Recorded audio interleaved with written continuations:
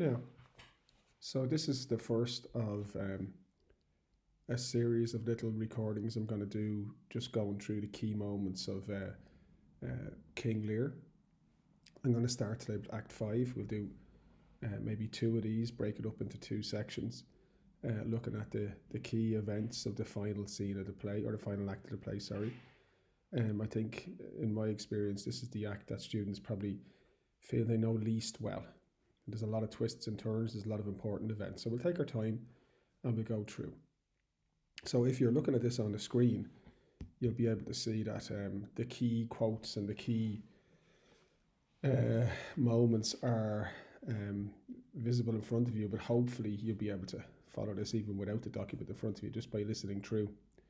So as we know, the final act takes place around, or revolves around, this great battle that's going to happen. We know that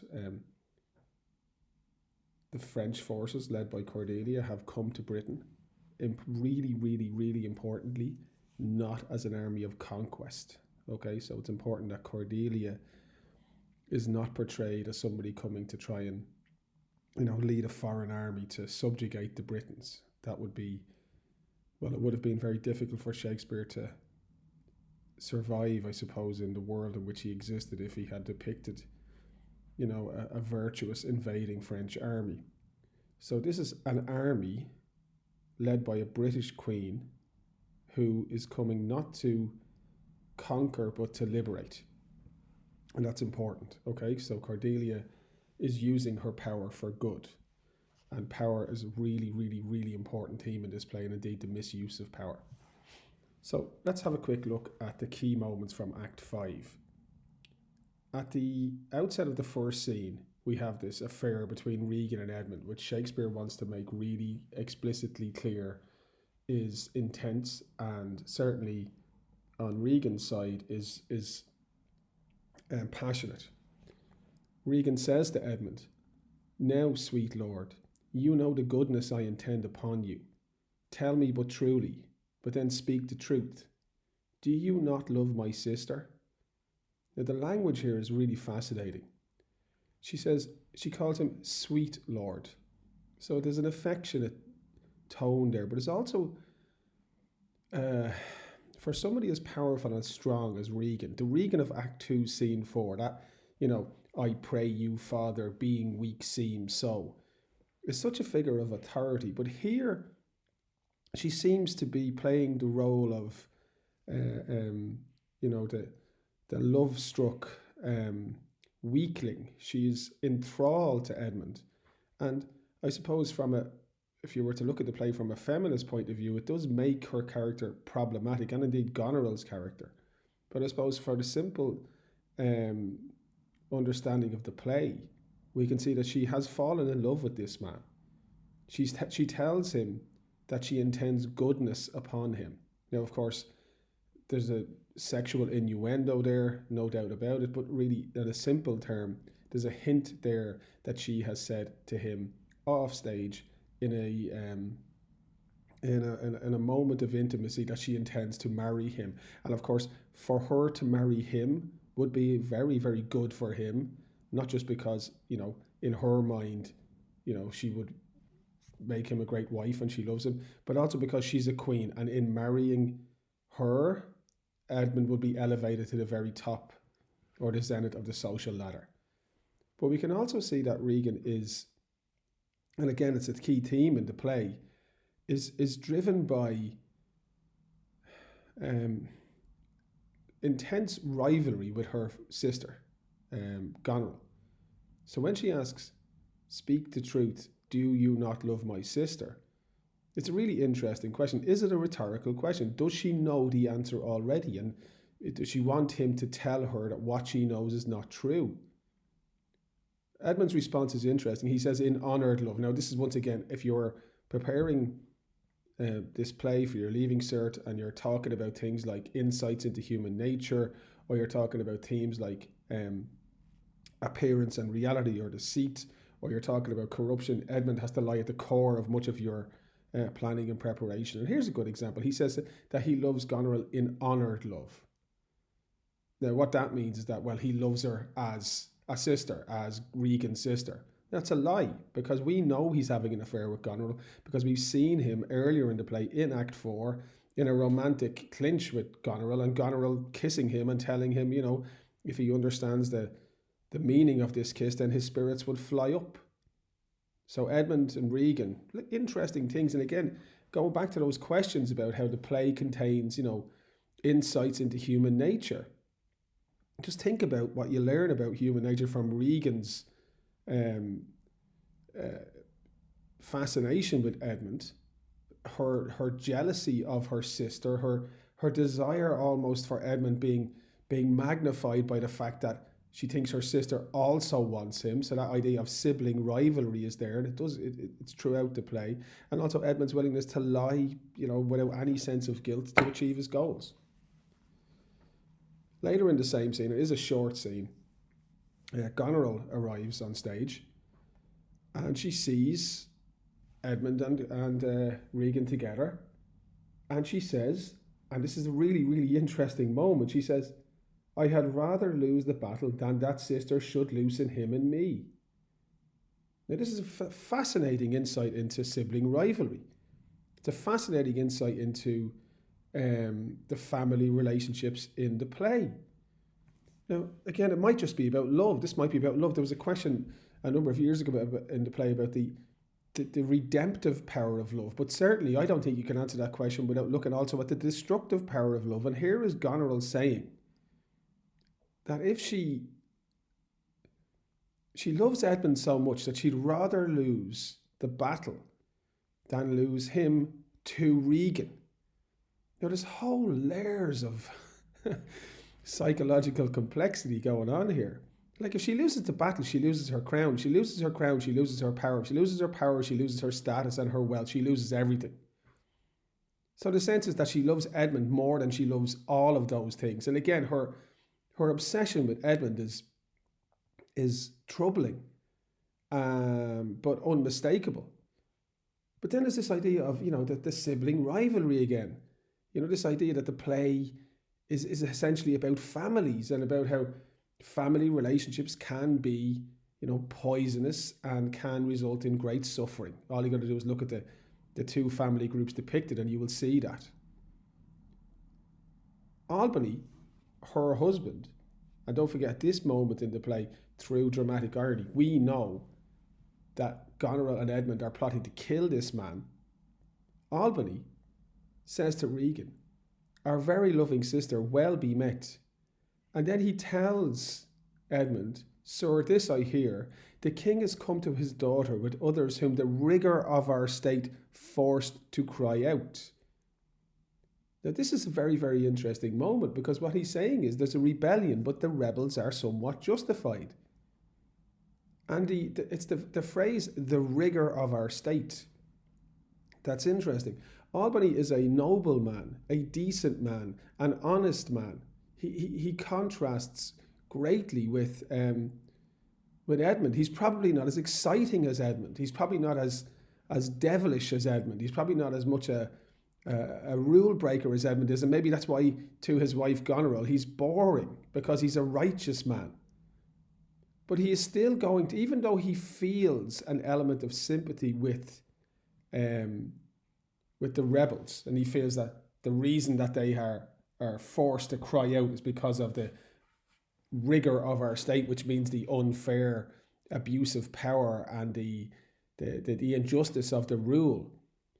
Even though he feels that there is justification in the motives of the rebels, he will fight for Britain. And he says it here, very, very importantly. He says, "Where I could not be honest, I never yet was valiant. For this business, it touches us as France invades our land." So he's a simple, there's a simple truth for Albany.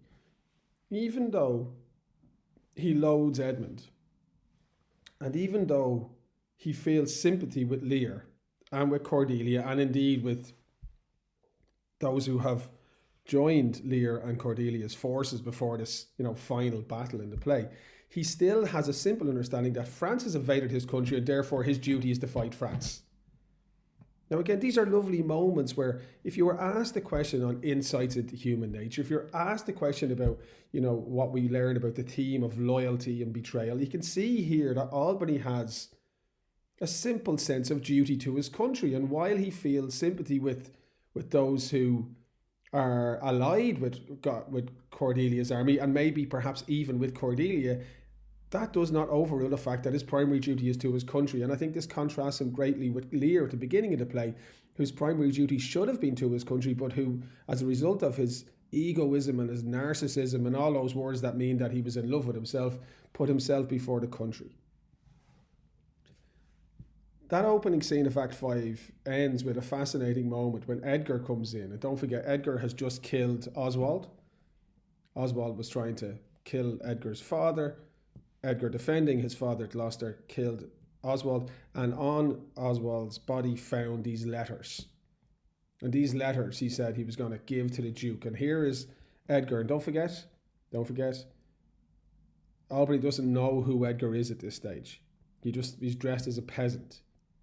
And Edgar gives those letters to Albany so that Albany, we know, will have those letters in the final scene. And this is, of course, Shakespeare setting up the drama of the final scene, because when Edmund is handed a crown effectively by Regan in the final scene, there's immense tension because we know that Albany at that stage of the play has received the letters from Edgar here, and that he is aware of the conspiracy against him. And that's what makes that moment so tense when we wonder what's Albany going to do. So that's all about, we're talking in English about planning. When we talk about narrative writing, about plotting. We talk about making sure that the different parts of a story are, logically linked together. Well, there's a good example of plotting, because if Edgar doesn't hand that letter to Albany at this moment in the play, well, then the play doesn't end with the exciting twists and plot turns that it does. Okay? The scene ends then with Edmund on stage in one of the great soliloquies of the play. And don't forget, Edmund's soliloquies are, Edmund delivers some of the most important soliloquies in the play. And his ruthless, calculating, amoral, I think is the right word to use. Morality it means nothing to Edmund. He has a very, very simple philosophy, and that philosophy is whatever works for him is justifiable. And he tells us his plan in this soliloquy. And again, it's a fantastic moment. And I keep on labouring the point, but it offers us insights into the way people behave. It's about the abuse of power. This time, he is powerful because of the affection held towards him by both Goneril and Regan. It's about deception. It's about betrayal, or loyalty and betrayal. So many different themes are caught up in this soliloquy. It's fantastic. And he turns around to the audience and he says, "To both these sisters have I sworn my love, each jealous of the other," and a gorgeous little simile here, "as the stung are of the adder." So that allusion to the snake, is very important. It's not the first time in the play that Goneril and Regan have been, compared to snakes. And of course, later on in the play, in Act 5, Scene 3, when she's arrested, Albany refers to his wife as a gilded serpent. And that snake reference is really, really important, especially if you take into account that even though this play was written it was set in pre-Christian Britain, it was very much set in Reformation Christian England, the England of Shakespeare. And in that world, the snake was synonymous with corruption and the story of the fall and Adam and Eve in the Garden of Eden. So the association of these women with the adder is a form of snake, is an association with things which are corrupt and evil and untrustworthy. And then he says this, "Which of them shall I take?" Isn't that brilliant, isn't it? Which of them shall I take? And then this wonderful, series of questions, both, one, or neither. And it's like he's picking from a takeaway menu. These women are of no intrinsic importance to him. They have no value to him other than how he can exploit them.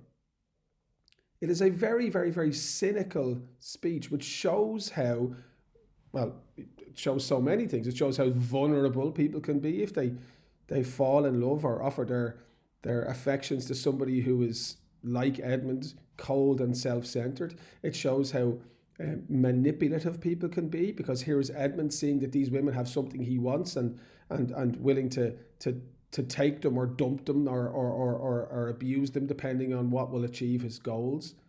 But it also shows how, as I used this word before, how calculating people can be, how they can really think out in advance the harm that they're going to cause, and how it will impact upon not them, sorry, not the victims, but on themselves. So I think it's a fascinating psychological portrait we get here. He then says, neither can it be enjoyed if both remain alive. To take the widow, that's Regan, exasperates, makes mad her sister Goneril, and hardly shall I carry out my side, her husband being alive. So he's really weighing up all the options. He said, well, if I marry Regan and Goneril's still alive, well, that's going to make my life miserable, but I can't, achieve what I want to achieve without Goneril's husband Albany, because I need him to win the battle. And it's really, it feels like he's not talking about, like, living, breathing, feeling human beings. It feels like he's just thinking about chess pieces and pawns that are to be, pushed around the board and sacrificed when he feels it necessary. The outcome sets up the really, really, really incredible tension of the final scene of the play, because he says, now, then we'll use his countenance for the battle, which being done, let her who would be rid of him devise a speedy taking off. So you can see he's saying, right, well, I'll use Albany, you keep him alive until the battle is over, and then as soon as the battle's over, I'll get Goneril to kill him, getting rid of a threat to me. And then Albany had said that he wants to spare Lear and Cordelia if he captures them, because they are, after all, a king and a queen. But Edmund says, as for the mercy which he intends to Lear and to Cordelia, the battle done, and they within our power shall never see his pardon. And then he ends with this amazing line. It's just fantastic. For my state stands on me to defend, not to debate. Now just think about what those words mean, guys. He's saying, the battle done and they within our power shall never see his pardon. He's saying he's going to commit a regicide.